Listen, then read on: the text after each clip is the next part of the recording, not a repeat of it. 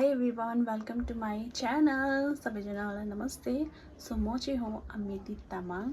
So आजको vlog चाहिँ म के बनाउँदैछु भन्दाखेरि आज चाहिँ मेरो स्पेसल घरको एल्डर ठुलो नाना चाहिँ आउनुहुँदैछ। सो ऊ चाहिँ अहिले फिलहाल 2 साल जस्तो भयो कि 2 साल 1 साल जस्तो भयो कि वो मतलब त्यो चाहिँ घरबाट चाहिँ अस्ति नै भर्खर पनि आउनुभएको थियो, तर लेकिन फिलहाल अहिले चाहिँ अचानक आएको। त्यही भएर के रिजनले भयो भन्दाखेरि म अहिले चाहिँ एक्सप्लेन तपाईँहरूलाई गर्छु। पर्खिनु तपाईँहरू रुक्दै मसँग एक्सप्लेनको लागि सुन्दै गर्नुहोस् मेरो ब्लगमा है। सो आज ब्लग चाहिँ स्पेसल उसको लागि नै बनाएको। अनि तपाईँहरूलाई थाहा छैन कि मेरो नाना चाहिँ को हो भनेर चाहिँ स्पेसल, किनभने अहिले चाहिँ फिलहाल मैले ब्लग सुट गरेर चाहिँ म बताउँदैछु बारी बिस्तारी तपाईँहरू चाहिँ हेर्दै गर्नुहोस्। अनि मेरो नाना चाहिँ एउटा जो आउँदैछ त्यो हो एल्डर, अनि एउटा बहिनी पनि छ, त्यो हो अहिले पढ्दैछ फिलहाल, अहिले रुममै छ। त्यसलाई पनि म यो ब्लगमा लिएर आउँदैछु अहिले। सो तपाईँहरूलाई अनि एन्टरटेनमेन्ट गराउँदै गर्छु आजको ब्लगमा चाहिँ। अनि मेरो नाना चाहिँ किन आएको भन्दाखेरि चाहिँ मेरो नाना आएको कारण चाहिँ यो हो कि हाम्रो बाजेको नेम चल्दैछ हो। अनि त्यो नेममा चाहिँ नाना आउँछु भनेर आएको थियो, किनभने यो नेम चाहिँ बहुत ठुलो अरे नि त। त्यही भएर जब मेरो बाजे मतलब यो दुनियाँ छोडेर जानु भएको थियो त्यस समयमा चाहिँ नाना चाहिँ आएको थिएन, आउनु पाएन। सो अहिले चाहिँ फिलहाल त्यही लागि नै मात्रै आउनुभएको स्पेसल भन्दा पनि हुन्छ। अनि हामीलाई त अभियसली सबैजनालाई थाहै छ, मम्मी पापाहरूलाई नाना आउँदैछ भनेर। तर म चाहिँ धेरै एक्साइटेड छु, किनभने आज म भ्लग स्टार्ट गरिसकेको छु।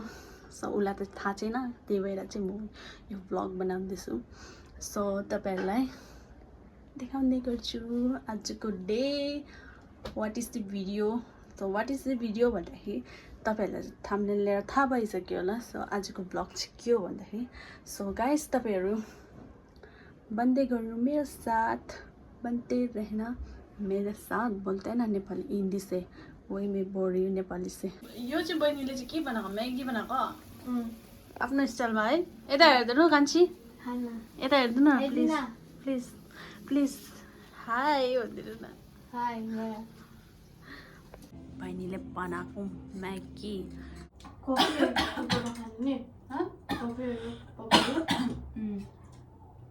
नाना निक्लिसक्यो भन्दै थियो गाइस, सुनिस्। अनि तपाईँहरूलाई भन्नु चाहिँ अब नाना निक्लिसकेको छ। अब 2-3 घन्टाको बाद निक्लिन्छ होला। मतलब निक्लिन्छ मिन्स त्यहाँबाट चाहिँ 2-3 घन्टा बाद निक्लिन्छ र उसको बाद यहाँ चाहिँ 2 घन्टा या फिर 3 घन्टाको बाद पुग्छ होला यहाँ। सो हामी बस्ने ठाउँको नाम हो के हो भन्नु? हाइलङ भन्छ, हाइलङ अन्जाउ भन्छ हो। कर्म चाहिँ अब नानालाई भेट्नु क्लाइन्ट धेरै एक्साइटेड छ हो। अब भेट्नु कति खुसी छ है कर्म। उसले बर्तन मिलाएको चाहिँ के गर्नु यसरी बसेर? किन वेट गरेको? कसलाई? निमा दिदीलाई। हो त। अनि सो गाइस यो चाहिँ हाम्रो मम्मीको प्लान्टहरू, जो कि स्नेक प्लान्ट भन्छ यसलाई चाहिँ, स्नेक हो। अनि यो चाहिँ हो ब्याम्बू, अनि यो पनि स्नेक प्लान्ट हो, जो कि यसको साइडमा हुन्छ येल्लो गरेर हेर्नु सक्छ कस्तो मजाले यहाँ खिलिरहेको छ। अनि यहाँ पनि मम्मीको पुरा लाइन बाई लाइन फुलको पटमा राखिरहेको छ मम्मीले हरेक प्रकारको। सो आजको दिन चाहिँ एकदमै चटक्कै घाम लागिरहेछ। अब त्यतिलाई अन्त्यमा चाहिँ तपाईँहरूलाई म देखाउँछु है। नाना पनि फाइनली आइपुग्यो अरे। नाना चाहिँ अहिले भर्खर कहाँ पुग्यो भन्दाखेरि खोपाको स्टेसनमा। अब नानालाई भेट्दाखेरि चाहिँ तपाईँहरूलाई म देखाउँछु है। तपाईँहरू चाहिँ हामीसँग बन्दै रहनुहोस् भन्छ न, के भन्छ गर्नु? बन्दै रहनुहोस् भन्छ न, के भन्छ? म चाहिँ बनिराख्नुहोस् तपाईँहरू हाम्रो साथ। Guys, Nima Didi is here. Nana is here. Uncle Abin. Uncle Abin. Wow. Guys, बहुत दिन के बाद निमा दीदी आयो। खोइ सामान र आज सामान यहाँ लिएर आएको मान्छे। सो गाइस यहाँ दिदी आनेको बित्तिकै यहाँ हतार भइसकेको छ। अब दिदी जाँदैछ बाहिर हावै। खावेको लागि रेडी हुँदैछ फटाफट है खानाहरू त खाइराख होला है हजुर खाएरै आएको हो हुन्छ तपाईँ राम्रो जानुहोस् त्यसो भए है कर्म होइन नि कर्मजी बेमा जग्गा पनि नभएर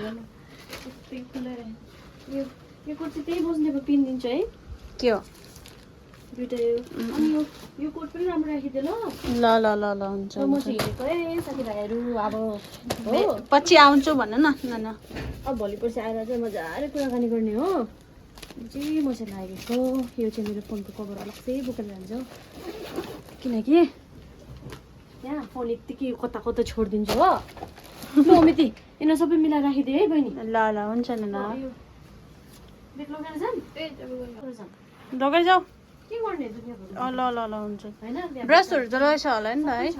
हुन्छ छ।